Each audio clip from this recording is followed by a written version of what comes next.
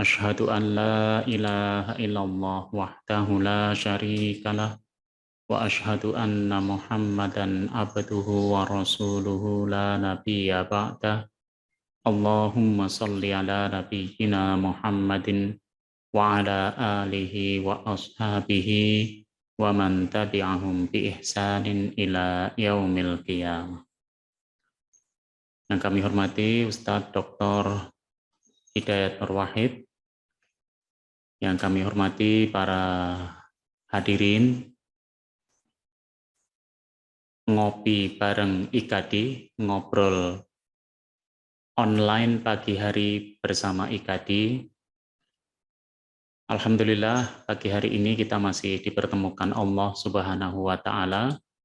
Semoga pertemuan kita pada pagi hari ini mendapatkan rahmat, maghfirah dan barokah dari Allah Subhanahu wa Ta'ala. Salawat dan salam kita haturkan kepada junjungan kita Nabiullah Muhammad sallallahu alaihi wasallam, kepada para keluarga, para sahabat dan para pengikut beliau ila yaumil qiyamah. Pagi hari ini yang akan menjadi narasumber kita adalah Ustadz Dr. Haji Muhammad Hidayat Nur Wahid MA. Beliau sekarang menjadi anggota DPR dan menjadi wakil ketua MPR periode 2009 sampai 2014. Tema yang kita usung pada pagi hari ini adalah Ramadan mencetak national character building. Nah, untuk lebih jelasnya dan menghemat waktu, langsung kami persilahkan kepada Ustadz Dr. Hidayat Nur Wahid MA untuk menyampaikan materi. Kami persilahkan Ustadz.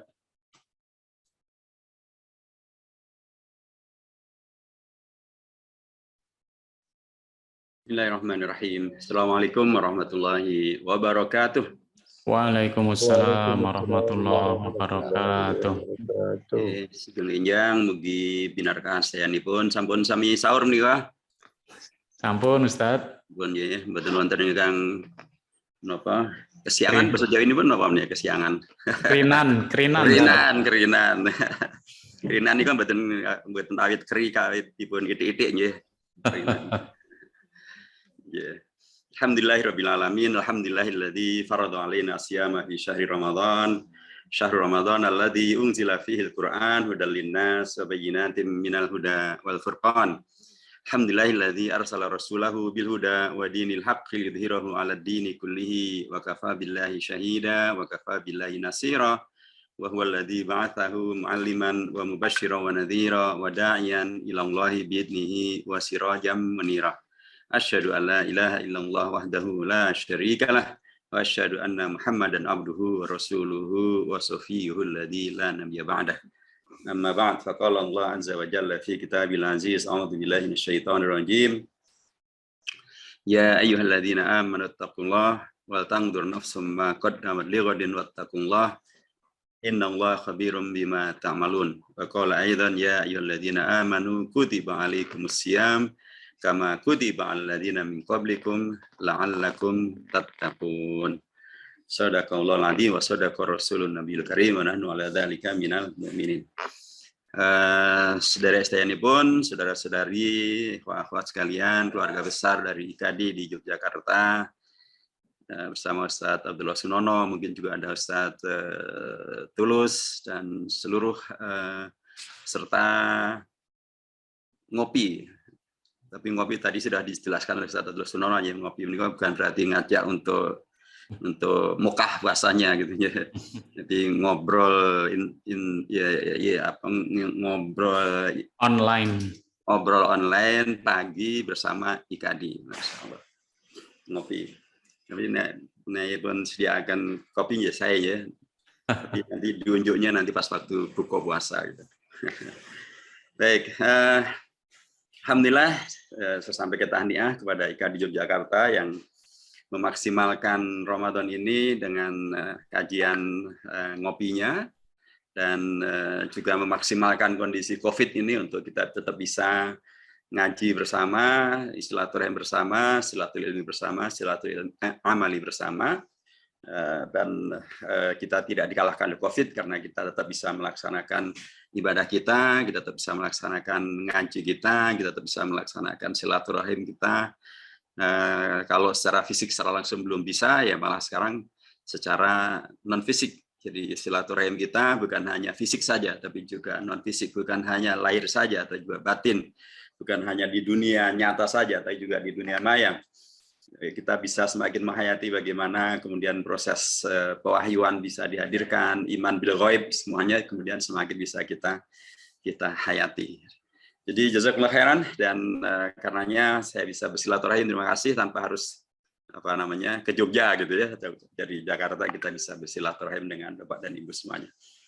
Tema yang dimintakan luar biasa ya, ini memang tema khas orang-orang Jogja gitu, yang penuh dengan keterpelajaran, penuh dengan kebudayaan, penuh dengan sejarah, penuh dengan heroisme, penuh dengan tanggung jawab, penuh dengan peran serta. Dan itulah kalau kemudian di Jogja disebut sebagai never ending Asia, saya kira ya wajar juga sih ya.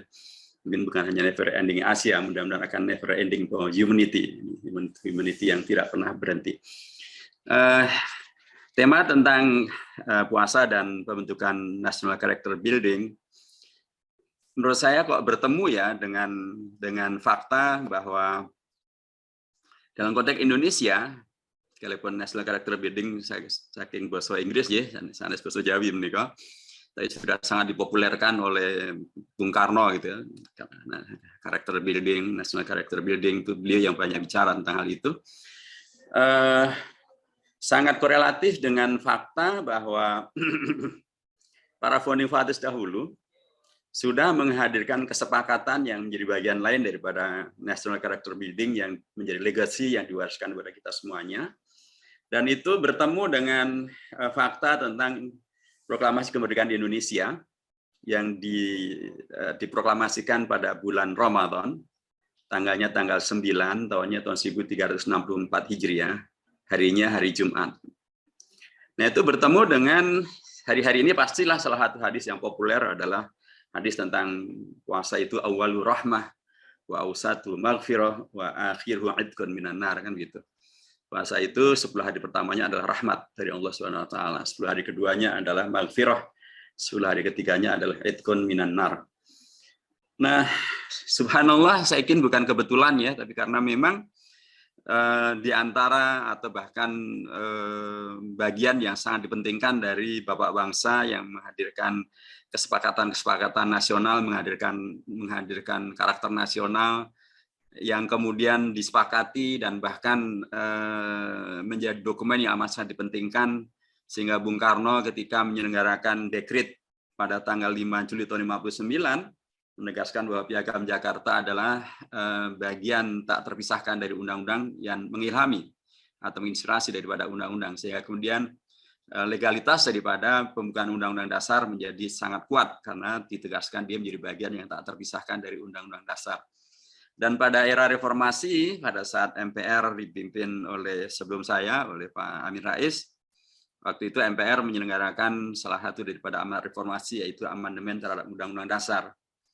Nah, ada yang disepakati diubah, termasuk juga masa jabatan presiden diubah dari tidak terhingga menjadi dibatasi maksimal 2 kali masa jabatan saja, bukan 3 kali.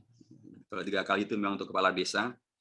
Jadi kalau ada yang ngersakan 3 kali ya monggo, jadi presiden di desa saja itu bisa 3 kali, bahkan setiap periode 6 tahun gitu. Nggak ada yang melarang dan nggak akan ada yang demo, nggak perlu juga mengerahkan abdesi, itu udah otomatis kan ya. Nah, MPR pada periode 1999-2004 melaksanakan amanat reformasi dengan mengamandemen Undang-Undang Dasar, diantaranya adalah menghadirkan pembatasan terhadap masa jabatan presiden. Dan itulah pasal pertama yang diamandemen sebelum pasal-pasal yang lain, karena itulah memang tuntutan utama dari reformasi. Nah, kan jangan sampai juga di era reformasi inilah yang paling pertama diubah gitu. Nah, itu akan bertentangan dengan sejarah. Dan nomor 2 juga adalah terkait dengan pemilu, di mana disebutkan di pasal 22 ayat 1 dan ayat 2 bahwa pemilu diselenggarakan 5 tahun sekali, dan di antara pemilu itu adalah memilih presiden. Jadi kalau nanti pemilunya tidak 5 tahun sekali berarti melanggar konstitusi, dan itu bisa diimpeach kalau melanggar konstitusinya. Tapi saya yakin tidak. Maksud saya tidak akan bisa dilanggar karena memang konstitusinya sudah sangat rigid, dan kami di MPR insya Allah menjaga gawang untuk tidak kebobolan gitu, tidak gol. Insya Allah ini akan tetap kita jaga. Apa yang saya katakan, periode Pak Amin Rais pada periode itu, MPR pada periode itu menyepakati bahwa banyak pasal diubah, tapi ada 2 yang tidak bisa diubah, yaitu pembukaan Undang-Undang Dasar dan NKRI. Kemarin Pak Mendagri lupa menyebut tentang NKRI tidak bisa diubah. Jadi, nah pembukaan Undang-Undang Dasar itu disepakati tidak bisa dilakukan perubahan. Bila tidak bisa dilakukan perubahan, maka ya dia sudah permanen. Dia sesuatu yang menjadi warisan bawah bangsa yang merupakan, menurut saya sih, merupakan pengejawantahan, penerjemahan daripada karakter nasional berbangsa dan bernegara Indonesia. Nah, di alinea ketiganya, di alinea ketiga itu ada ungkapan yang ya subhanallah gitu ya, takdir Allah dan karunia Allah yang luar biasa kepada bangsa ini. Karena sekalipun Piagam Jakarta itu disepakati oleh 9 tokoh yang tidak semuanya beragama Islam, bahkan ada satu yang beragama Kristiani, yaitu Mr. A.A. Maramis. Tentu beliau bukan saudaranya A.A. Gim, ya sama-sama A.A.-nya saja. Ini A.A. Maramis, beliau tokoh dari Sulawesi Utara. Mr. A. Maramis, beliau seorang Kristiani. Dan 4 tokoh dari kalangan nasionalis kebangsaan, bukan nasionalis Islami, ada Bung Karno, ada Bung Hatta, ada Muhammad Yamin, ada Ahmad Subarjo. Tapi 5 tokoh ini menyepakati apa yang saya yakin diusulkan oleh 4 tokoh dari kalangan umat Islam. Dari NU Kiai Haji Wahid Hasyim, dari Muhammadiyah Kiai Haji Khan Mudakir, dari Partai Islam ada Haji Agus Salim dan Haji Abi Kusno Cokro Sioso. Waktu itu adalah Partai Syarikat Islam. 4 tokoh ini saya yakin mereka lah yang mengusulkan alinea ketiga dari pembukaan Undang-Undang Dasar. Yang tadi korelatif betul dengan puasa. Karena ungkapannya begini, atas berkat rahmat Allah yang Maha Kuasa dan didorongkan oleh keinginan yang luhur supaya berkehidupan berkebangsaan yang bebas, maka rakyat Indonesia menyatakan dengan ini kemerdekaannya. Di mana titik yang ingin saya sampaikan yaitu kata-kata atas berkat rahmat Allah Subhanahu wa taala. Rahmat ya. Jadi saya sampaikan di depan, para ulama sering menukil hadis, sekalipun dari sisi sanadnya sering banyak yang bermasalahkan. Jadi saya kira dari sisi matannya bolehlah kita pakai sebagai istishhad gitu ya. Bahwa awalur rahmah, 10 hari pertama dari bulan Ramadan itu adalah rahmat. Dan kapan tadi Indonesia diproklamasikan? Tanggal 9 Ramadan. Jadi ketemu atas berkat rahmat Allah Subhanahu wa taala. Padahal ini disepakati kapan? Disepakatinya tanggal 22 Juni. Proklamasi kapan? Tanggal 17 Agustus. Jadi 1 bulan 3 minggu berikutnya begitu. Tapi para ulama kita subhanallah ya, di dalam mereka menghadirkan kebersamaan sebagai bangsa, memperjuangkan bangsa ini, memerdekakan Indonesia, mereka seperti punya firasat gitu. Ya, firasat ittaqi firasatul mu'min fa innahu laisa bainahu wa bainahu hijab. Firasahnya orang mukmin itu satu hal yang luar biasa di sisi Allah, satu hal yang amat sangat dipentingkan dan amat sangat diperhatikan. Nah, dengan pendekatan ini maka saya ingin menjadikan bahwa yang dimaksud dengan national character building adalah karakter yang dibangun dan diwariskan secara nasional oleh tokoh-tokoh nasional yang terhimpun di dalam Panitia 9 yang produknya atau outputnya adalah Piagam Jakarta atau Gentleman Agreement atau pembukaan Undang-Undang Dasar. Sekarang lebih dikenal sebagai pembukaan atau preambul Undang-Undang Dasar Negara Republik Indonesia tahun 1950. Nah, kalau kita, ini saya sampaikan agar kita tidak ngalor ngidul gitu. Jadi yang dimaksud dengan karakter nasional itu apa gitu. Dan kemudian yang harus di buildingnya itu yang mana gitu. Supaya kita mempunyai rujukan yang baku ya dalam konteks keindonesiaan kita, dalam konteks kebangsaan kita, dan juga dalam konteks keumatan kita. Karena tadi saya katakan bahwa Piagam Jakarta ini di situ ada keterlibatan dari 4 tokoh umat Islam yang luar biasa, mewakili ormas melalui Orpol gitu, dan luar biasa perannya amat sangat diakui dan amat sangat diterima, menjadi bagian dari solusi, menjadi bagian daripada yang mengantarkan Indonesia kepada kemerdekaannya. Inilah karakter atau nasional karakter yang penting untuk selalu diingatkan, penting untuk selalu dibangun. Dan di mana pentingnya Ramadan? Ramadan adalah karunia Allah yang luar biasa. Rasulullah menyebutnya sebagai syahrun mubarak, yakni bulan yang penuh dengan berkah. Di antara berkahnya adalah Ramadan ini mengingatkan kita, mengkaitkan kita dengan sejarah. Sehingga dengan demikian maka kita menjadi diingatkan dengan apa yang disampaikan oleh sahabat Rasulullah yang disebut sebagai habrul ummah, yang disebut sebagai ulama umat yang sangat ahli dalam bidang tafsir, karena Rasulullah secara spesifik mendoakannya, yaitu Ibnu Abbas, Abdullah Ibnu Abbas radhiyallahu anhuma. Rasulullah sejak kecilnya sudah mendoakan kepada anak pamannya ini, Allahumma faqihu fid din wa 'allimhu at-ta'wil. Ya Allah, berikanlah kepada dia tafaqquh ataupun penguasaan yang mendalam terhadap agama dan kemampuan yang tinggi untuk menafsirkan Al-Qur'an. Nah, Abdullah bin Abbas ini radhiyallahu anhu atau radhiyallahu anhuma, beliau yang pernah mengatakan, ya, memberikan tafsir atau memberikan penjelasan mengapa dalam Al-Qur'an banyak sekali kisah. Mengapa dalam Al-Qur'an banyak sekali disebutkan tentang sejarah, dan karenanya ada kisah-kisah. Bahkan ada surah yang secara khusus disebut sebagai surah Al-Qasas, ada surah Al-Anbiya. Jadi begitu banyak cerita-cerita, kisah-kisah yang disampaikan di dalam Al-Qur'an, dan bahkan tadi sebagai menjadi nama surah. Kata beliau, mengapa di dalam Al-Qur'an banyak kisah? Mengapa di dalam Al-Qur'an banyak sejarah? Karena kata beliau, al-qissatu jundun min junudillah. Yang namanya kisah, yang namanya sejarah, adalah bagian daripada jundi-jundinya Allah Subhanahu wa taala. Bagian daripada pasukan-pasukannya Allah Subhanahu wa taala. Untuk mengingatkan pada umat berikutnya atau para pejuang berikutnya, para dai berikutnya, para intelektual muslim berikutnya, para aktivis muslim berikutnya tentang sejarah, di mana sejarah itu ya berisi segalanya. Ada berisi tentang kegagalan untuk tidak diulangi, ada berisi tentang survive untuk menjadi sukses, untuk dipelajari, untuk diikuti.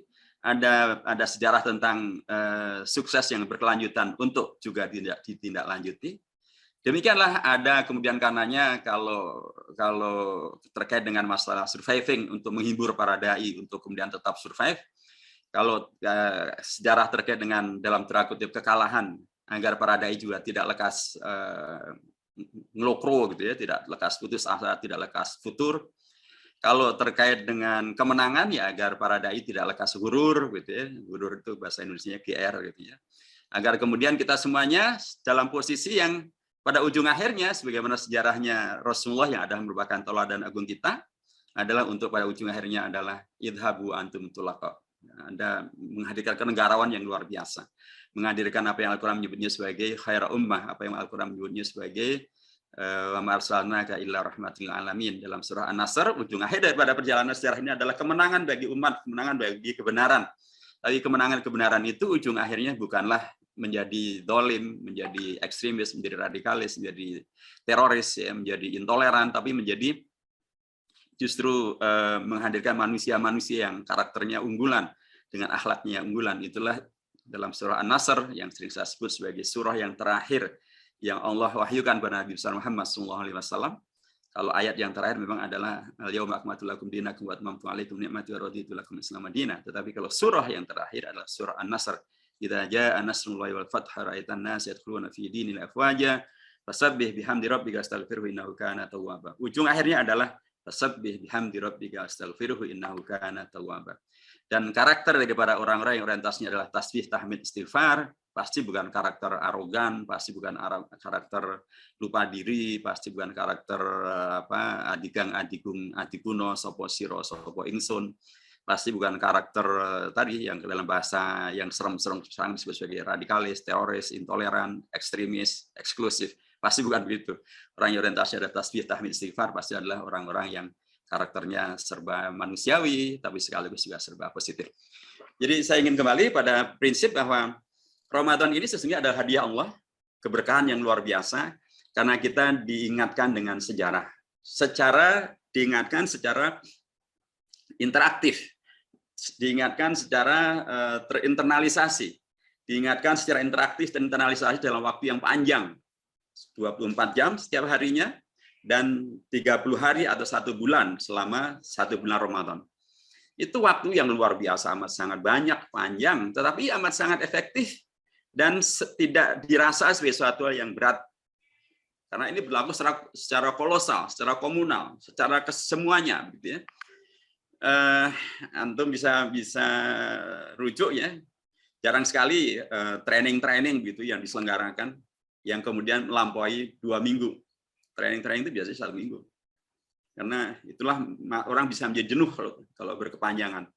Tapi Allah setiap tahunnya menggembleng umat ini untuk menghadirkan karakter-karakter yang berkeunggulan selama 1 bulan lamanya. Nah, karakter-karakter yang berkeunggulan ini tadi saya katakan, kalau dalam konteks Indonesia kita bisa kita tarik atau bisa kita tafsirkan atau bisa kita bawa kepada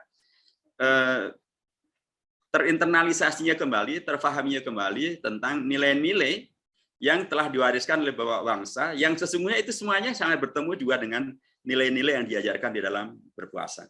Baik, mari kita lihat. Yang ini disampaikan sekali lagi adalah agar kita menyadari betul, memahami betul bahwa Ramadan itu bukan sekedar bulan yang datang dan pergi. Ramadan itu bukan sekedar tidak makan dan tidak minum. Ramadan itu bukan sekedar sesuatu yang kita bisa berharap pahalanya, sekalipun pahala tentu selalu kita harapkan, tetapi dia adalah sesuatu yang mengingatkan kita tentang praktek, tentang fakta sejarah, di mana karakter building itu bisa dihadirkan. Dan itu menghadirkan sukses, bukannya sukses di akhirat, tapi juga bahkan sukses di dunia. Ya. Mari kita lihat kalau dengan merujuk kepada Piagam Jakarta atau bukan Undang-Undang Dasar. Di alinea pertama dari pembukaan Undang-Undang Dasar itu, para bapak bangsa menyepakati tentang karakter bangsa ini, yaitu karakter bangsa yang menolak segala bentuk penjajahan dan mendukung upaya untuk kemerdekaan. Ini adalah sebuah karakter yang luar biasa. Karena dalam konteks puasa, kita pasti akan diingatkan dengan 2 peristiwa yang sangat penting pada masa Rasulullah SAW, yaitu peristiwa Badar Al-Kubra dan peristiwa Fathu Makkah. Peristiwa Badar Al-Kubra memberikan kepada kita satu fakta tentang bagaimana umat Islam bisa menghadirkan, dalam tanda kutip, kemerdekaan ketika mereka bisa mengalahkan konspirasi, mengalahkan agresi, mengalahkan kedoliman yang selama ini selalu dilakukan oleh musyrikin Quraisy. Kita tahu bahwa Ramadan ini, puasa di bulan Ramadan ini disyariahkan pertama kalinya adalah pada tahun kedua Hijriah, pada bulan Ramadan tahun kedua Hijriah. Dan pada tahun kedua Hijriah inilah terjadi peristiwa Badar Al-Kubra. Dan pada peristiwa Badar Al-Kubra inilah kali pertama umat Islam meladeni gitu ya, konfrontasi dan provokasi dari musyrikin Quraisy, dan kemudian mereka sekalipun pengalaman tempurnya belum ada, kan belum pernah terjadi perang atau jihad bil anfus ya sebelum peristiwa Badar Al-Kubra. Mereka belum punya pengalaman perang, pasukan mereka juga sangat sedikit, peralatan perang mereka juga sangat sedikit, tapi ternyata mereka menghadirkan kemenangan. Dan itu adalah kali pertama yang dilakukan oleh Rasulullah, maksud saya jihad bil anfus yang pertama yang dilakukan secara terbuka dan kemudian menghadirkan kemenangan. Jadi itu artinya adalah Ramadan sangat korelatif dengan jiwa ataupun pribadi-pribadi atau karakter-karakter yang peduli untuk kemudian menghadirkan kemenangannya kebenaran dan mengalahkan segala bentuk kezaliman, dan di antara kezaliman yang paling jahat tentu adalah penjajahan dan infiltrasi. Karena kalau waktu itu dibiarkan, musyrikin Quraisy ini dibiarkan merangsek, memang tujuan mereka adalah menghabisi komunitas Rasulullah yang berada di Madinah. Itulah penjajahan yang luar biasa. penjajahan yang bila itu dibiarkan, makanya kan doa Rasulullah pada waktu peristiwa Badr al-Kubra itu kan beliau mengangkat tangannya tinggi-tinggi dengan ungkapan yang amat sangat menyentuh luar biasa. Allahumma intuhli hadil isabah lan tu'bada fil ardi abada. Ya Allah, kalau saja komunitas yang masih sedikit ini, yang menyembah Engkau yang masih sedikit ini, Engkau biarkan dihabisi oleh musyrikin Quraisy, maka ya tidak ada yang akan menyembah Engkau, tidak ada yang menyembah Engkau lagi. Karena memang Islam seandainya mereka dihabisi ya sudah selesai. Kalau Islam selesai, Rasulullah dan para sahabatnya selesai pada waktu itu, ya Islam tidak berlanjut dan tidak sampai ke kota Gudeg di Yogyakarta.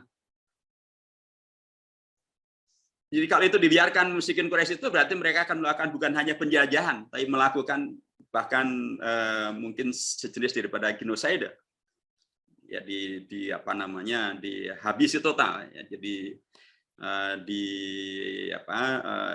dihabisi semuanya. Ini lebih dari sekedar penjajahan. Rasulullah menyongsong mereka di Badr al-Kubra dan kemudian memenangkan perjuangan itu. Nah, itu juga terjadi nanti pada peristiwa Fathu Makkah, bahkan ungkapannya pun spesifik, Fathu Makkah. Dalam ungkapan Islam memang tidak dikenal ungkapan penjajahan, atau yang sering dalam bahasa Arab kadang-kadang terjemahannya agak sedikit tidak tepat menurut saya. Disebut sebagai istimar. Istimar itu kan sebenarnya bukan menjajah. Istimar itu adalah pemakmuran gitu ya. Tapi seringkali disebut penjajahan sebagai pemakmuran. Padahal bukan pemakmuran. Islam menggunakan istilah Fathu Makkah. Karena ada Fathu Makkah, ada Fathu Al-Quds, ada Fathu Konstantinopel, ada Fathu Al-Andalus begitu. Mengapa Fatah? Karena dalam Islam tidak kemudian menghadirkan penjajahan, tidak menghadirkan pendoliman, tidak menghadirkan penjarahan.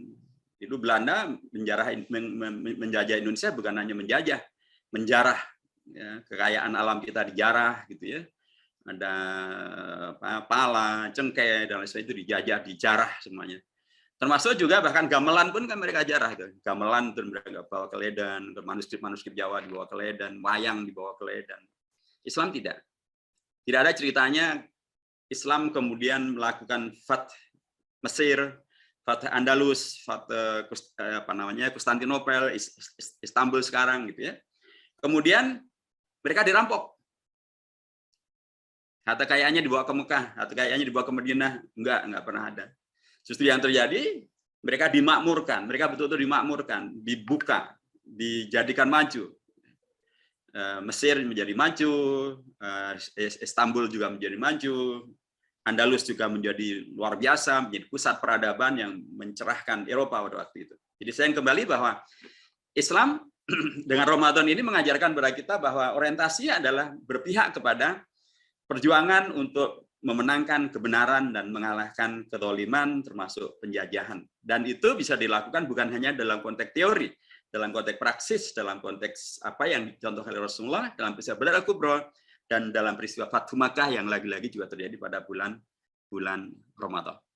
Jadi Ramadan dan national character building dalam konteks menghadirkan jiwa-jiwa yang berorientasi untuk kepedulian kepada sama umat manusia, kepada sama umat Islam untuk menghadirkan kemenangan, menolak segala bentuk kezaliman, kejahatan, adalah sesuatu yang dipatenkan, ada sesuatu yang disegarkan kembali dengan hadirnya bulan Ramadan ini.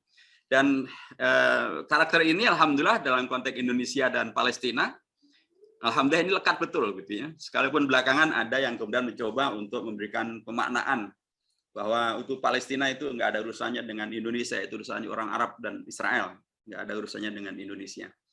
Ya, yang berpendapat kayak demikian agaknya bacaannya atau pikniknya belum jauh gitu ya.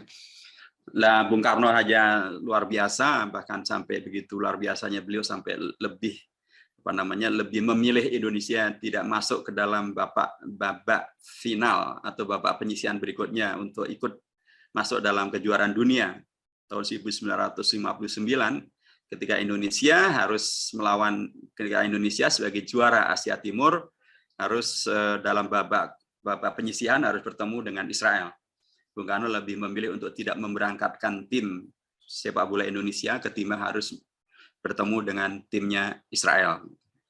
Indonesia juga lebih memilih untuk mengundang Mufti Palestina dalam konferensi Asia Afrika ketimbang harus meluluskan maunya Israel untuk diundang hadir dalam konferensi Asia Afrika. Jadi saya mengatakan bahwa ini terinternalisir dalam konteks Palestina, ini terinternalisir dengan sangat baik. Dan itu penting untuk selalu kita jaga, karena itu adalah bagian daripada apa yang sudah di satu pihak. Jadi karakter building yang penting untuk bisa kita reaktualisasi. Tapi itulah sesungguhnya adalah apa yang diingatkan oleh Ramadan. Ramadan mengingatkan kepada kita tentang jiwa ini. Jiwa yang terus mempunyai kepedulian terhadap pembelaan terhadap kemanusiaan, melawan penjajahan, memenangkan perjuangan, mengalahkan kedoliman. Jadi Ramadan karenanya menghadirkan pengingatan sejarah secara langsung terkait dengan bagaimana nilai-nilai itu bisa diinternalisasi, sekaligus bisa diaplikasi, sekaligus juga bisa menghadirkan sukses. Bukan hanya sukses di akhirat, bukan hanya sukses secara pahala yang spiritual, tapi juga sukses secara manusia, secara manusiawi di dunia nyata, di dunia material saat manusia masih hidup. Yang kedua akan kita lihat pada alinea keduanya adalah bahwa perjuangan kemerdekaan bangsa, perjuangan pergerakan kemerdekaan Indonesia telah sampailah kepada saya yang berbahagia dengan selamat sentosa mengantarkan rakyat Indonesia ke depan pintu gerbang kemerdekaan negara Indonesia yang merdeka, bersatu, berdaulat, adil, dan makmur. Ini merupakan kelanjutan daripada karakter yang pertama tadi. Kita diingatkan bahwa perjuangan itu bukan kemudian hanya menghadirkan sesuatu yang tidak jelas. Tapi perjuangan itu bila kemudian disadari dan didasari oleh karakter yang baik, maka insya Allah ujung akhirnya adalah mengantarkan kepada kemerdekaannya. Ya, mengantarkan kepada kemerdekaannya, mengantarkan kepada kemenangan. Dan itulah yang telah dicontohkan oleh Ramadan atau yang telah dihadirkan oleh peristiwa-peristiwa dalam bulan Ramadan, yang perjuangan-perjuangan itu membawa kepada fakta tentang bisa dihadirkannya kemenangan. Sehingga dengan demikian maka umat Islam ketika kemudian berbicara tentang masalah nilai-nilai kemanusiaan diperjuangkan, memang mereka berada dalam posisi terdepan ketika kemudian dengan Ramadan kita diingatkan untuk la'allakum tattaqun. Karena dengan la'allakum tattaqun itu adalah ungkapan dengan fi'il mudhari gitu ya. Dan fi'il mudhari itu kalau dalam bahasa Arab adalah satu ungkapan yang mempunyai 4 makna. Makna pertama adalah lil hal, makna kedua adalah lil istiqbal, makna yang ketiga adalah lil tajaddud, makna yang keempat adalah lil istimror. Agar takwa itu, dan takwa itu adalah sesuatu yang kemudian menghadirkan pembeda, yang menghadirkan keunggulan. Inna khalaqnakum min dzakari wa untha wa ja'alnakum syu'uban wa qabailan lita'arafu inna akramakum indallahi atqakum, bahwa takwa menghadirkan yang paling mulia. Nah, untuk bisa menghadirkan yang paling mulia, dan tentu kalau dalam relasi antar bangsa, relasi antar pihak, tentu salah satu bentuk kemuliaan adalah kalau kita tidak lagi dijajah, kalau kita tidak lagi dikooptasi, kalau kita tidak lagi diatur-atur bangsa asing yang tidak sesuai dengan jati diri kita, tidak sesuai dengan akidah kita. Mulia itu adalah ketika kita merdeka, ketika kita bisa mengalahkan pendoliman, ketika kita bisa menghadirkan perjuangan yang perjuangan itu membawa kepada kebenaran dan kepada kemenangan. Dan itu dalam konteks puasa diingatkan bahwa menghadirkan takwa yang demikian tinggi nilainya itu, dan itu adalah salah satu tujuan daripada berpuasa, adalah sesuatu yang harus dihadirkan melalui fi'il, melalui kegiatan. Karena dalam alinea kedua dinyatakan, dan perjuangan pergerakan kemerdekaan, pergerakan itu artinya ada kegiatan yang tidak pernah berhenti. Dia adalah kegiatan, dia adalah aktivitas. Karakter kita yang kemudian dikaitkan dengan puasa, dan puasa menghadirkannya kembali adalah umat ini bukanlah umat pemalas. Umat ini bukanlah umat yang hanya ungkang-ungkang kaki saja. Umat ini bukan hanya umat yang menunggu pungguk di bulan. Umat ini adalah umat yang bekerja, umat yang bergerak, umat yang aktif, umat yang menghadirkan fi'il, menghadirkan aktivitas. Dan fi'il itu dalam konteks takwa yang menghadirkan pergerakan untuk menghadirkan kemerdekaan, keunggulan, dan kemuliaan itu dilakukan secara fi'il mudhari. Dan fi'il mudhari tadi saya katakan lil hal. Artinya aktivitas itu hendaknya dilakukan sekarang juga. Selama bulan Ramadan lakukan itu semuanya. Tapi bukan jadi lakukan itu semuanya dan jangan menunggu yang lain. Jangan menunggu, aduh ini tetangga saya belum, jadi saya nunggu dulu. Ya, ternyata nanti semuanya sedang menunggu dan akhirnya malah tidak ada yang bekerja. Atau menunggu temannya dari kota yang lain atau IKADI dari kota yang lain. Saling nunggu ternyata malah semuanya malah saling mengandalkan pada yang lain dan ternyata tidak ada yang bekerja. Lilhal, sekarang juga. Jadi mulai dari Anda, mulai dari keluarga Anda, mulai dari organisasi Anda, mulai dari kota Anda, mulailah lilhal. Sekarang juga, mulainya itu adalah sekarang juga. Tidak mulai menunggu pada yang lain. Lilhal, tapi juga bukan hanya sekarang saja. Kalau sekarang saja ya berarti besoknya sudah tidak lagi. Sekarang iya, lilhal wal istiqbal. Besok juga begitu. Jadi berkelanjutan. Kegiatan yang berkelanjutan. Kalau dia sesuatu kegiatan yang berkelanjutan, maka harapannya tentu dia akan menjadi karakter yang terinternalisasi. Dan apalagi dengan kemudian mengkaitkannya dengan Ramadan, itu menjadi sesuatu yang semakin bisa didekatkan bahwa karakter menghadirkan takwa, menghadirkan manusia mulia, menghadirkan pergerakan yang membawa kepada keunggulan adalah karakter yang kemudian memang bisa dihadirkan karena kita lakukan itu sepanjang waktu tanpa harus menunggu yang lain. Lilhal wal istiqbal. Tapi juga dia litajaddud. Litajaddud maknanya adalah bahwa kegiatan pergerakan itu bukan sesuatu yang bersifat monoton saja. Tentu itu tidak mungkin. Kalau hanya monoton saja, mana bisa menghadirkan kemenangan, mana bisa menghadirkan keunggulan, mana bisa menghadirkan kemampuan untuk menangkal sekian banyak provokasi dan atau sekian banyak hal yang kemudian bisa terjadi tanpa pernah terduga sebelumnya. Dan Rasulullah pun juga kita tahu kan bahwa dalam konteks jihad beliau juga bukan hanya dikenal satu bentuk ghazawan, tapi juga ada bentuk saroya atau syariah. Bukan hanya bentuk beliau keluar menghadapi musuh, kadang-kadang juga beliau bertahan di dalam. Kadang-kadang pun beliau juga mempergunakan diplomasi. Kadang-kadang beliau juga dalam peristiwa Ahzab beliau mempergunakan ada teknologi dari luar. Dalam konteks Khandaq menggunakan teknologi dari luar, dari Persia. Dalam konteks Ahzab beliau mempergunakan seorang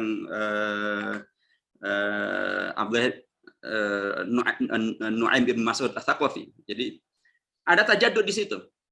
Jadi tidak hanya ngujrus saja gitu, tidak hanya mata kuda ya, tutup mata kuda saja, tapi ada tajaddudnya, ada kemampuan untuk terus menghadirkan hal-hal yang membaharu, sehingga dengan demikian maka kemenangan itu bisa diwujudkan. Di tajaddud, tapi juga kemudian tajaddudnya juga bukannya sekali-kali, tajaddudnya berkelanjutan.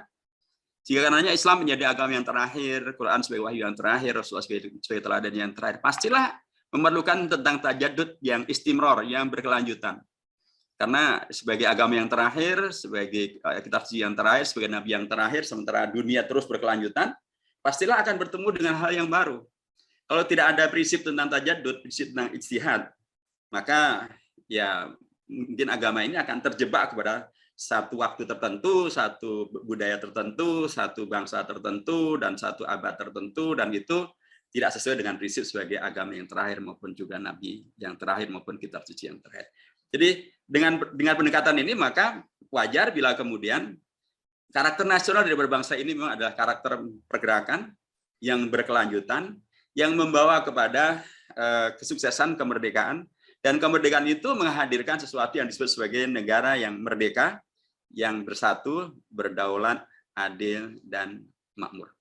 Ramadan dengan la'allakum tattaqunnya mengingatkan kembali kepada prinsip ini. Prinsip bahwa karakter yang penting untuk selalu diinternalisasi oleh bangsa Indonesia, umat Islam yang merupakan mayoritas di dalamnya adalah prinsip tadi, menjadi yang aktif, yang bergerak, yang bekerja, yang penuh dengan kemampuan untuk merealisasikannya. Sekarang juga puasa kan, begitu Ramadan datang kita puasa, kita tidak menunggu orang lain dan atau tidak menunggu bangsa yang lain, atau kita tidak menunggu datangnya bulan berikutnya. Tapi kita lanjutkan puasa itu bukan hanya sehari saja, kita lanjutkan sampai 1 bulan penuh. Dan puasa itu kita lakukan juga dengan sekali lagi dengan tajaddud juga, kegiatan kita beragam-ragam. Ya, sekalipun sekarang ini seperti sekarang dengan IKADI dengan ngopinya, sekalipun ada COVID-19 kita tetap bisa melakukan kegiatan. Ini kan bagian daripada tajaddud itu. Dan tajaddud ini juga bukan berhenti satu bentuk hanya dengan Zoom meeting ini saja. Saya yakin juga nanti akan banyak yang bisa dilakukan, apakah dengan di Facebook-nya, apakah dengan di Instagram-nya, apakah dengan TikTok-nya, gitu. Semuanya bisa dilanjutkan. Baik, karakter yang ketiga adalah yang dalam undang-undang disebut sebagai atas berkat rahmat Allah yang Maha Kuasa dan didorong oleh keinginan yang luas supaya berkehidupan yang berkebangsaan yang bebas, maka rakyat Indonesia dengan ini menyatakan kemerdekaannya. Nah, ini karakter yang luar biasa dan sangat korelatif dengan dan sangat bisa dikuatkan dengan Ramadan. Karena apa?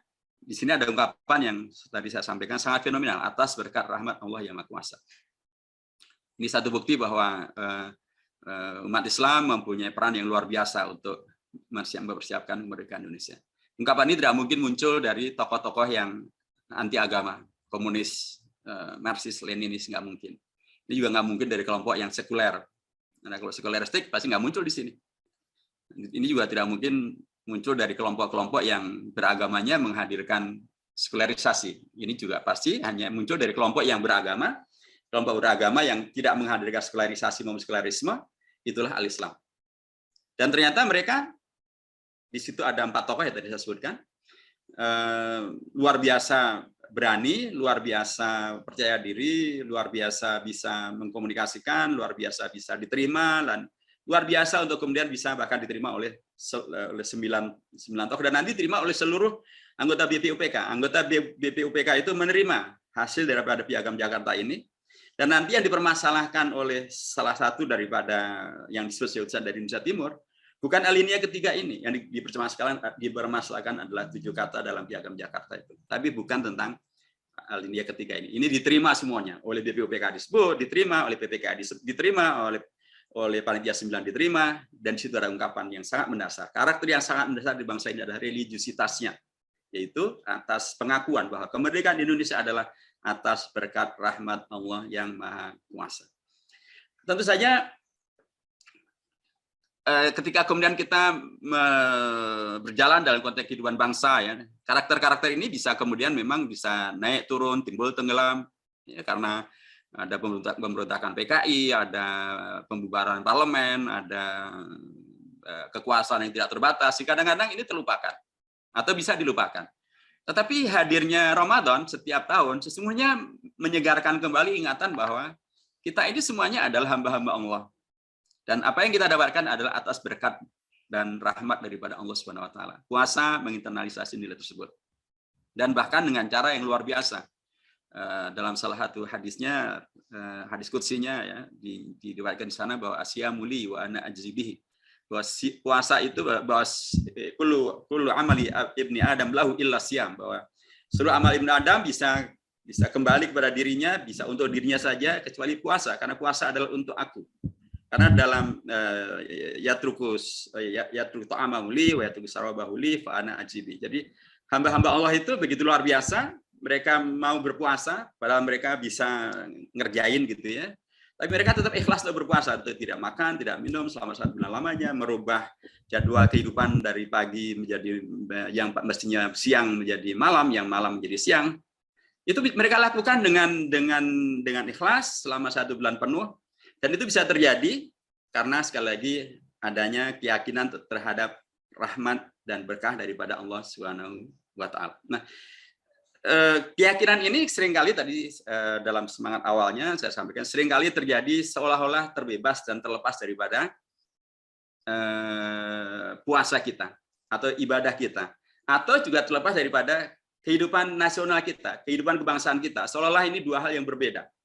Bahwa meyakini dan menyadari bahwa apa yang kita dapatkan ini adalah karena berkah daripada Allah Subhanahu wa taala, rahmat dari Allah Subhanahu wa taala, bahwa ini adalah bagian daripada hasil daripada berpuasa, bahwa ini bagian daripada hasil daripada kaderisasi selama 1 bulan Ramadan.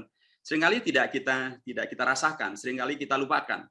Padahal dia adalah sesuatu yang faktanya adalah demikian, dan oleh Allah setiap tahun diingatkan, setiap tahun dihadirkan kembali, setiap tahun disegarkan kembali, diinternalisasikan kembali, supaya kita tidak lupa, supaya kita tidak kemudian salah jalan, supaya kita tetap bisa berada dalam koridor yang kemudian tetap bisa menjaga tentang akidah bahwa kita adalah hamba-hamba Allah, bahwa kita adalah mendapatkan semua karunia ini adalah atas berkat rahmat daripada Allah Subhanahu wa taala, dan bahwa bangsa mengingatkan prinsip ini.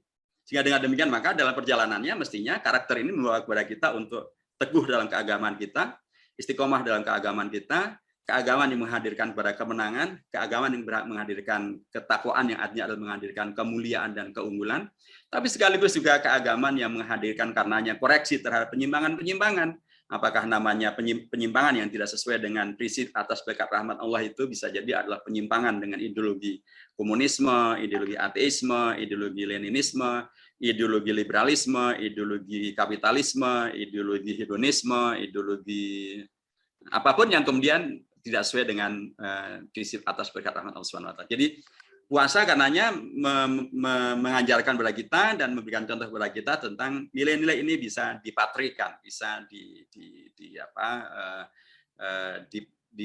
dipastikan ada dan tidak bisa berubah. Tapi karena memang perjalanan kehidupan manusia, apalagi sebagai bangsa, seringkali ada naik turunnya, maka penting betul untuk memahami agar nilai-nilai tersebut selalu bisa disegarkan, bisa selalu hadir melalui ibadah puasa selama 1 bulan Ramadan. Nah, tapi tadi sekali lagi penting untuk diinternalisasikan atau dipahami tentang korelasi yang tersebut. Yang terakhir adalah di hari ini yang keempat ada 2 sisi di sini. Pertama adalah sisi bahwa kemenangan-kemenangan itu dalam konteks kebangsaan memang menghadirkan pemerintahan. Bangsa tentu tidak cukup hanya hadir untuk kemudian menang dan setelah itu terserah menjadi apa gitu. Tentu tidak. Kemenangan-kemenangan itu pasti akan menghadirkan pemerintahan dan negara. Dan di sini dari ini keempat itu ada tentang pemerintahan dan ada tentang negara. Pemerintahan dalam konteks ini adalah pemerintahan yang dinyatakan dihadirkan untuk pemerintah negara Indonesia itu dihadirkan untuk melindungi segenap bangsa Indonesia, seluruh tumpah darah Indonesia, untuk memajukan kesejahteraan umum, mencerdaskan kehidupan bangsa, dan ikut melaksanakan ketertiban dunia yang berdasarkan kemerdekaan, perdamaian abadi, dan keadilan sosial. Jadi kemenangan-kemenangan dalam konteks karakter building itu adalah kemenangan-kemenangan yang mempunyai tujuan-tujuan yang jelas. Tujuan-tujuan itu begitu sangat utamanya. Ya, disebutkan dengan amat sangat gamblang tadi tentang melindungi segenap bangsa Indonesia dan juga dan seluruh tumpah darah Indonesia, memajukan kesejahteraan umum, mencerdaskan kehidupan bangsa, ikut melaksanakan ketertiban dunia yang berdasarkan kemerdekaan dan perdamaian abadi dan keadilan sosial. Nilai-nilai yang sekali lagi kalau kita rujukan kepada Ramadan, kita dapatkan betapa kemudian memang setelah Ramadan ini, setelah Fatu Makkah, setelah peristiwa Badar Al-Kubra, apalagi setelah Fatu Makkah, memang menghadirkan Rasulullah sebagai pemerintah begitu ya, yang betul-betul efektif untuk menghadirkan perlindungan seluruh penduduk, ya, seluruh tumpah darah yang bersama dengan beliau, umat Islam begitu ya, dan betul-betul untuk bisa menghadirkan kesejahteraan umum, dan bahkan dengan zakat itu kesejahteraan umum yang luar biasa terakomodasi gitu ya. Dan kita tahu zakat terkait juga dengan Ramadan, baik itu zakat fitrahnya maupun zakat mal yang umumnya juga dikeluarkan pada bulan Ramadan, maupun juga untuk kemudian menghadirkan, mencerdaskan kehidupan bangsa. Dan kita tahu bahwa pada bulan Ramadan lah wahyu pertama disampaikan, Iqra bismi rabbikal ladzi khalaq. Itu lagi-lagi adalah bagaimana Ramadan itu betul-betul menghadirkan karakter untuk bisa menghadirkan pencerdasan. Dan tidak mungkin ada pencerdasan tanpa membaca. Tapi Islam menghadirkan satu fakta yang lain, bahwa pencerdasan itu bukan untuk menjadi sekuler, bukan untuk menjadi ateistik, bukan untuk menjadi komunistik, bukan untuk menjadi yang menjadi merusak dunia, tapi untuk menjadi Iqra-nya adalah bismi rabbikal ladzi khalaq, ya. Dan ikut melaksanakan ketertiban dunia berdasarkan kemerdekaan, perdamaian abadi, dan keadilan sosial. Ketika pada peristiwa Fatu Furs, ketika Persia akan dibuka, dimenangkan umat Islam, terjadilah dialog yang sangat menarik antara Rustum, panglima dari Persia, dengan panglima dari umat Islam. Ditanya, ma akhrajaka, apa yang buat Anda datang kemari? Apakah karena tanah Arab sudah kering kerontang sehingga Anda mencari air? Atau karena unta Anda sudah tidak bisa diperah lagi susunya sehingga Anda mencari sumber makanan yang baru? Atau sebab yang lain? Beliau mengatakan, la innama kharajna linukhrijal ibad min ibadatillah. Tidak, kami keluar justru untuk memerdekakan umat manusia dari penghambaan terhadap sesama umat manusia, untuk hanya menyembah pada Allah Subhanahu wa taala saja. Dari sempitnya nilai-nilai duniawi menjadi luasnya nilai-nilai akhirat. Dari ketidakadilan dunia menuju kepada keadilan Islam. Jadi begitulah. Jadi kehadiran kemenangan Islam dan umat Islam adalah justru dalam rangka untuk menghadirkan tadi keikutsertaan, bukan untuk hanya menjadi penonton, bukan untuk hanya menjadi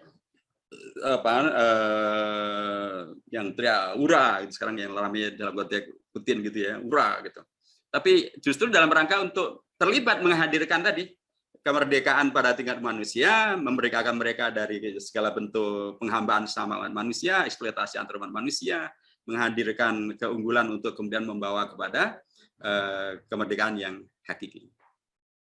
Itu bisa terjadi melalui atau teringatkan melalui kemenangan-kemenangan yang oleh Rasulullah dihadirkan melalui kemenangan dimulai dari peristiwa Badar Al-Kubra dan kemudian berkelanjutan sehingga kemudian menghadirkan sebuah fakta tentang Rasulullah dan pemerintahannya yang demikian luar biasa mengemukakan nilai-nilai yang nilai-nilai itu kemudian terwariskan di dalam pembukaan Undang-Undang Dasar dengan demikian amat sangat gamblang.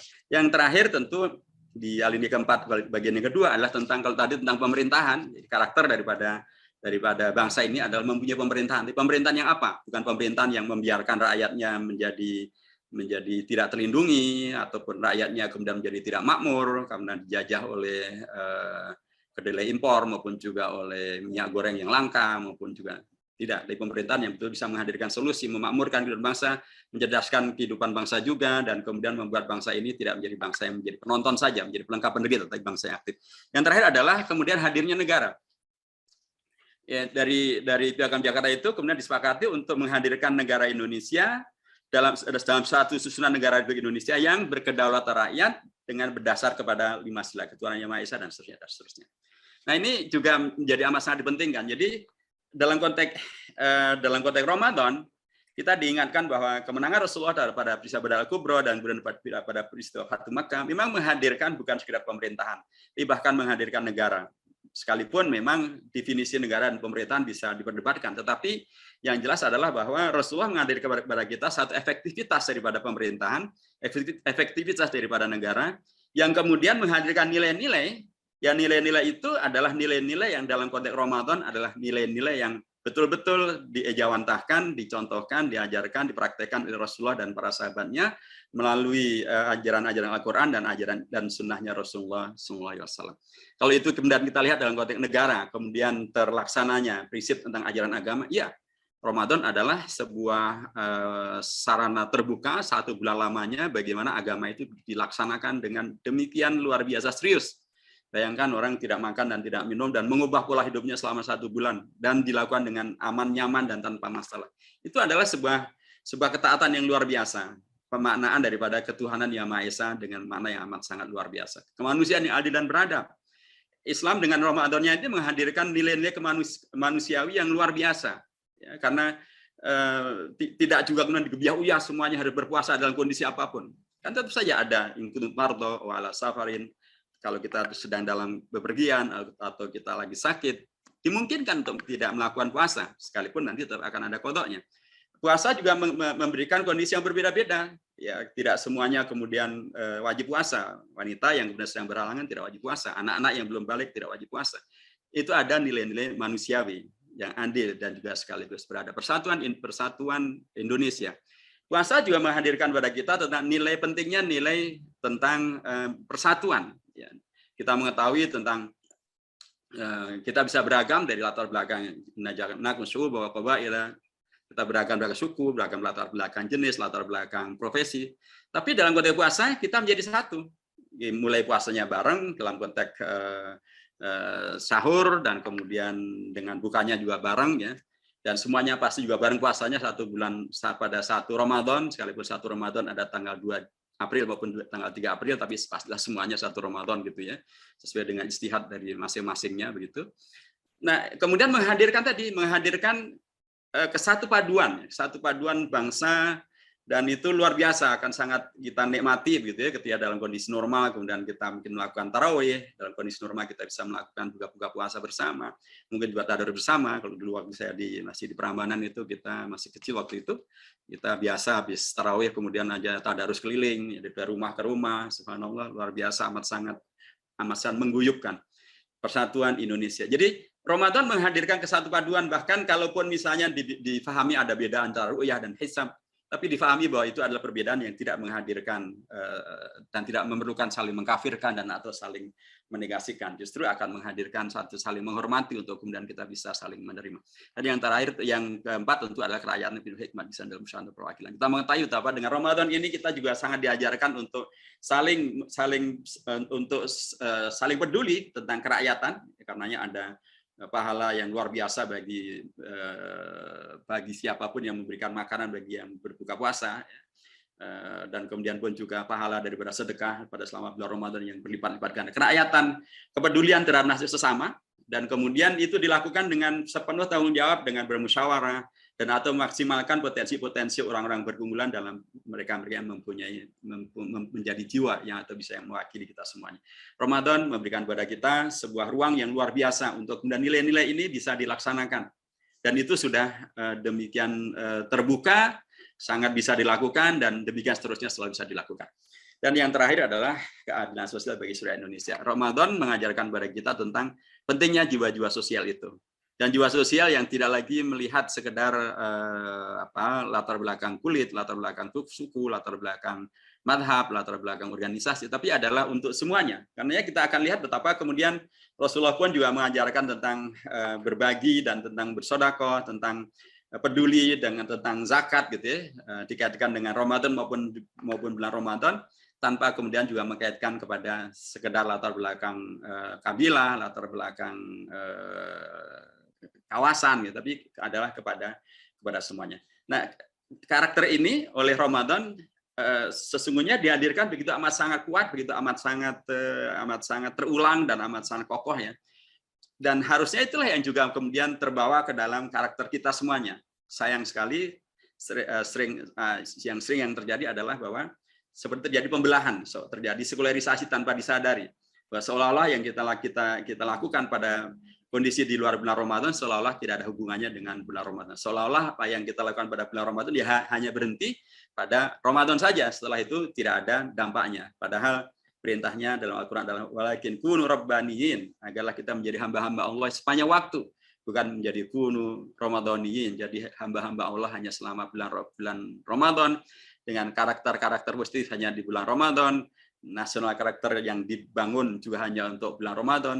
Harusnya itu adalah menjadi satu karakter national character building yang terus bisa kita hadirkan sepanjang waktu di bulan Ramadan maupun di luar bulan Ramadan, karena kita diperintahkan untuk bukan menjadi Ramadhaniyin tapi untuk menjadi Rabbaniyin. Barakallahu fikum, kados cekap semanten, matur nuwun.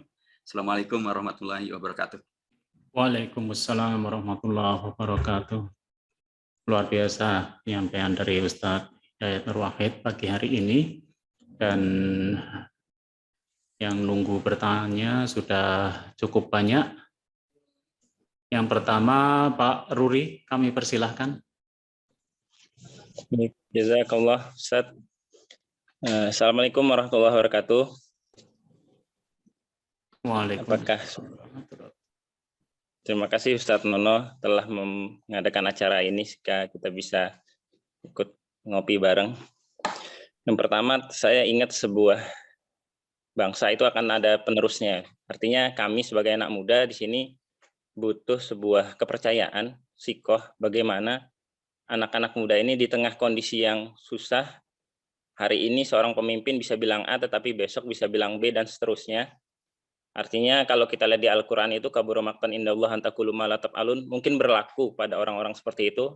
Kami mohon nasihatnya Ustadz, bagaimana anak-anak muda ini bisa istiqomah sampai akhir hayat untuk bisa di jalan kebenaran.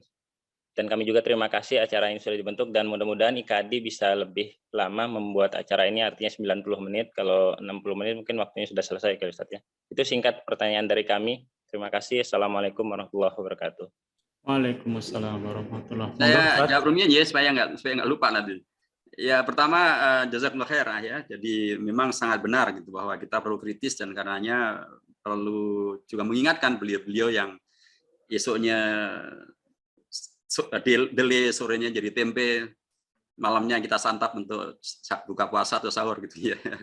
Ya itu harus diingatkan gitu ya. Dan inilah Ramadan ini kesempatan yang sangat baik untuk mengingatkan, dan kalau antum menjadi follower saya di Twitter ya, saya hampir setiap hari itu mengingatkan. Dengan kemarin Pak Menteri Dalam Negeri saya ingatkan, Pak Menteri lupa gitu seterusnya. Jadi Itu satu. Nomor dua, kita dengan Ramadan itu diingatkan bahwa ya betul bahwa penting ada generasi berlanjut. Tapi kita juga diingatkan bahwa tolak ukur dan keteladanan kita bukan kepada manusia-manusia yang isuk sore tempe tadi. Keteladanan kita adalah kepada Rasulullah dan para sahabatnya dan para ulama-ulama, dan termasuk kepada juga para ulama-ulama yang ada di Indonesia. Ulama-ulama di Indonesia yang tadi menghadirkan Piagam Jakarta itu luar biasa. Jadi karenanya jangan seperti kepaten obor gitu ya, seolah-olah kalau yang ada sekarang sebagian kayak begitu menjadi seolah-olah kita kehilangan pegangan. Enggak. Makanya tadi saya katakan ungkapan dari Ibnu Abbas bahwa kisah itu adalah bagian daripada pasukan-pasukan Allah, mengingatkan kepada kita apa yang harus kita pegangi. Jadi itu prinsip yang harus menjadi pegangan, bahwa kita tidak boleh, apalagi anak-anak muda, tidak boleh kemudian menjadi kehilangan obor, kepaten obor gitu ya, atau kehilangan langkah, dan kemudian menjadi terjebak pada pragmatisme politik dengan ya karena yang itu adalah tadi ngomongnya mencela-mencela. Jadi ya sudah, tinggalkan saja. Itu kafir, itu bid'ah, itu tauhid, dan kemudian kita tidak perlu. Justru ketika ada kondisi semacam itu, di sini peran untuk Ramadan menghadirkan tadi semangat amar ma'ruf nahi mungkar dengan cara yang ma'ruf dan tidak dengan cara yang mungkar. Insya Allah semakin tinggi tantangan, semakin tinggi masalah, di balik itu juga semakin tinggi juga pahala. Ya, kalau di pesantren kan ada kaidah al-ajru ala qadri masyaqqah, semakin tinggi tantangannya, semakin tinggi juga pahalanya. Jadi demikian. Jadi jangan kemudian kita terbawa menjadi apatis, kemudian menjadi tinggal gelanggang colong pelayu, tapi juga jangan menjadi terprovokasi menjadi radikalis maupun ekstremis, karena itu yang mereka inginkan supaya mudah digebuk gitu ya. Tetaplah jadi ummatan wasata yang kemudian meneladani Rasulullah, para sahabat dan ulama-ulama pejuang di Indonesia. Kita akan tetap bisa melanjutkan perjuangan ini, dan kita juga tetap harus ingat bahwa Allah tidak membebankan kepada kita tentang hasil. Tentang hasil itu adalah bukan urusan kita. Itu adalah Allah yang akan mengaturnya nanti. Yang dibebankan kepada kita adalah yukallifu nafsan illa usaha. Kita bekerja maksimal, semaksimal yang bisa kita lakukan. Jadi mudah-mudahan dengan demikian maka kita akan tetap istiqomah dan tidak kemudian menjadi tadi mudah putus asa atau sebaliknya mudah diprovokasi. Tetaplah jadi yang moderat. Terima kasih. Berikutnya Pak Juni. Ya, Assalamualaikum Ustaz Hidayat. Waalaikumsalam warahmatullahi wabarakatuh. Gini, tentang asyam kan maknanya amsaka, menahan diri Ustaz ya. Nah, ini bagaimana menahan diri terhadap kondisi yang kedoliman, ketidakadilan, kemungkaran yang ada ya. Mungkin banyak yang menahan diam. Diam itu menahan diri nggak Ustaz? Jadi, apakah diam termasuk yang menahan diri yang baik ya? Atau harus bersuara yang santun, yang tepat, yang benar seperti apa? Kalau ibu-ibu sekarang di rumah tangga itu bukan urah, tapi murah, begitu. Nah, itu yang diteriakkan ini. Atau mungkin di sosmed, atau selain bersuara tadi kan fa'ala juga ya, bergerak, bekerja, bertindak seperti apa yang benar, tidak hanya diam. Mungkin begitu Ustaz, tentang menahan, bersuara, dan bagaimana menahan diri, atau mungkin harus bersuara dan bertindak seperti apa. Ngoten Ustaz, matur nuwun. Terima kasih. Monggo Ustaz. Ya, matur nuwun. Jadi saya kira salah satu dari keunggulan berislam dengan merujuk kepada Rasulullah gitu ya, adalah kita mengetahui tentang bagaimana tafsir amali daripada beragam nilai-nilai tadi itu.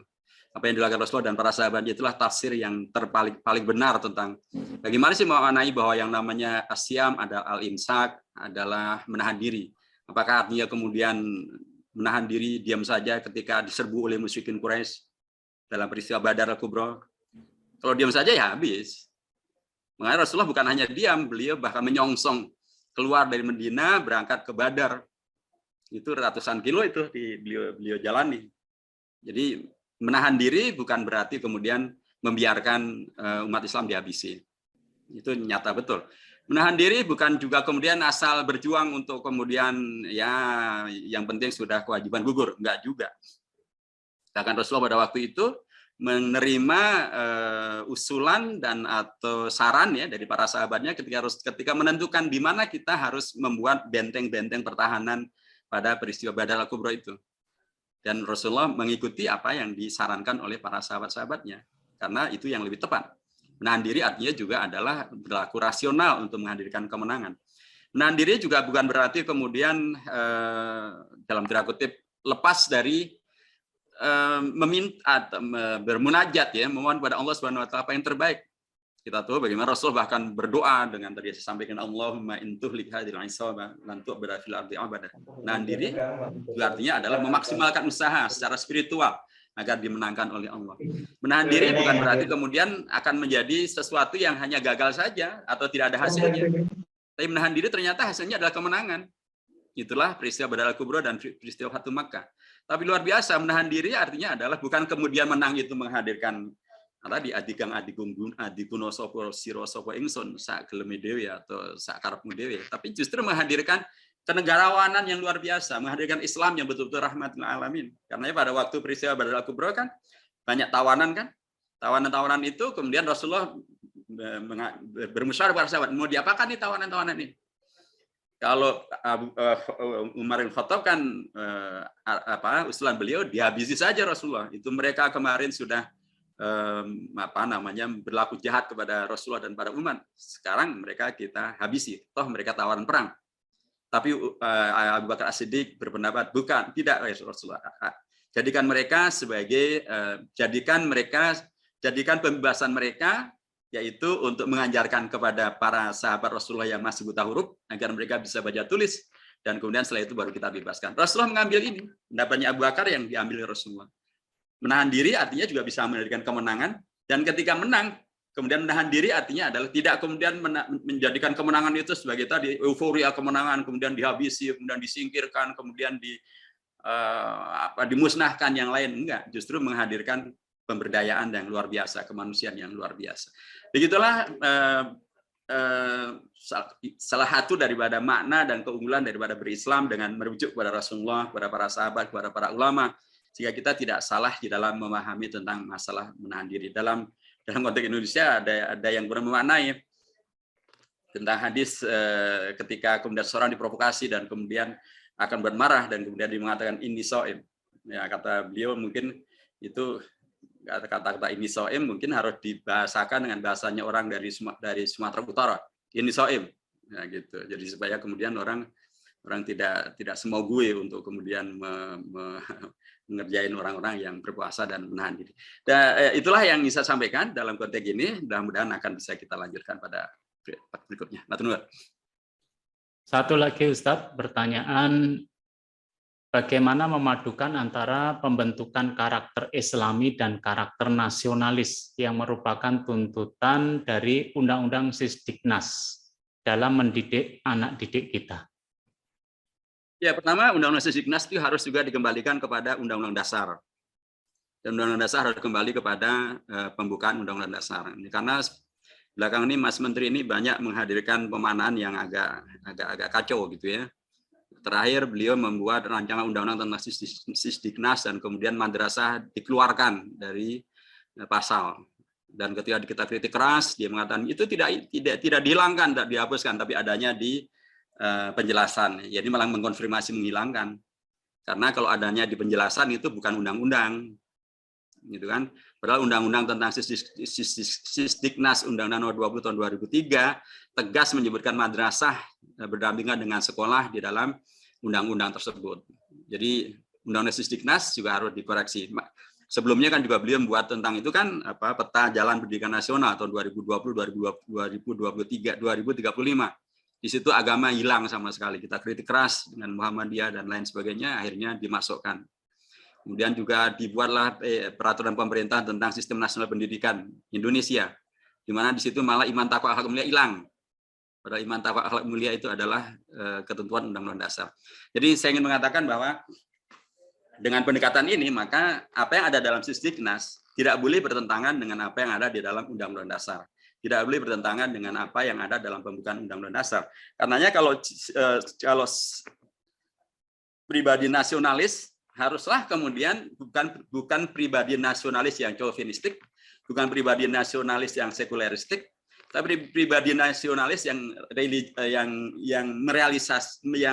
mengejawantahkan terrealisirnya tujuan pendidikan nasional yang ada dalam pembukaan di dalam Undang-Undang Dasar pasal 31 ayat 3, yaitu tertingkatkannya iman, takwa, akhlak yang mulia dalam rangka mencerdaskan kehidupan bangsa, pasal 31 ayat 5 yang menegaskan bahwa seluruh pendidikan itu adalah dalam rangka justru untuk menghadirkan pemuliaan terhadap agama. Jadi segala yang kemudian terkait dengan sistem pendidikan nasional tapi kemudian justru bertentangan dengan itu justru yang harus dikritisi karena bertentangan dengan prinsip-prinsip besar dalam Undang-Undang Dasar. Jadi kalau misalnya nanti ada praktek-praktek yang bermasalah dan bertentangan, tolong dilaporkan saja kepada kami gitu di DPR. Nanti akan bisa kami jadikan sebagai sarana untuk mengkritisi kebijakan di lapangan yang tidak benar. Jadi menurut saya sekali lagi semangat sekularistik ya yang kemudian dibangun melalui kementerian ya yang harusnya justru menghadirkan pengejauhan terhadap apa yang ada dalam Undang-Undang Dasar dan Undang-Undang. Dan bahkan kalau kita merujuk pada Undang-Undang Dasar, Bapak yang saya hormati, dalam seluruh Undang-Undang Dasar yang ada di Indonesia, baik Undang-Undang Dasar 45 maupun Undang-Undang Dasar RIS tahun 49, Undang-Undang Dasar sementara tahun 50, maupun juga Undang-Undang Dasar setelah didekretkan oleh Bung Karno, maupun juga Undang-Undang Dasar setelah diamandemen tahun 99. Semuanya tidak ada satupun yang menghapus pasal 29 ayat 1 yang menegaskan bahwa negara berdasarkan atas ketuhanan yang Maha Esa. Semuanya menyebutkan. Undang-Undang Dasar ini semua Undang-Undang Dasar yang pernah ada di Indonesia semuanya menyebutkan tentang prinsip ini. Itu menegaskan bahwa dari dulu seluruh bangsa dalam seluruh rezimnya memahami bahwa yang namanya Indonesia bukanlah negara sekuler, bukanlah negara yang anti agama, bukanlah negara yang kemudian nasionalismenya berhadapan dengan religiusitas. Jadi saya kira ini yang ingin saya sampaikan bahwa secara prinsip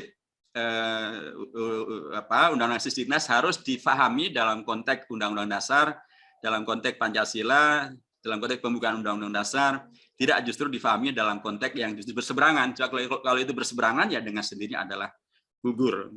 Maka mohon saja kalau memang dalam prakteknya begitu ya terjadilah kegiatan dan atau apalagi kurikulum apalagi sistem pendidikan gitu ya yang kemudian ternyata berseberangan tidak sesuai dengan Pancasila Undang-Undang Dasar, laporan kepada kami nanti akan kami kritisi. Dan kita sudah mengkritisi tadi ada PP tentang sistem nasional pendidikan yang bertentangan, kita kritik, alhamdulillah itu ditarik kembali sekalipun sudah ditandatangani Pak Presiden, itu sudah ditandatangani, ditarik kembali. Tentang peta jalan pendidikan nasional juga kita kritisi karena tadi menghilangkan prinsip-prinsip religiositas, alhamdulillah juga hanya diperbaiki. Dan yang terakhir ini tentang madrasah ini belum selesai karena beliau masih ribet gitu ya, masih bulat menyebutkan bahwa hilangnya kita tidak bermaksud untuk menghilangkan, itu kita sebut dalam penjelasan. Ya itulah menghilangkan. Kalau tidak menghilangkan ya dihadirkan dalam pasal bukan dalam penjelasan. Ngaten, matur nuwun. Jazakallah khairan Ustaz Hidayat Nur Wahid. Karena waktu, pertanyaan-pertanyaan yang belum terjawab nanti kita sampaikan kepada beliau. Mungkin bisa dengan voice note nanti kita sampaikan di grup Ngopi Bareng IKD. Karena waktu sudah semakin mendekati jam 7 pagi, tidak bijak kalau kita perpanjang lagi.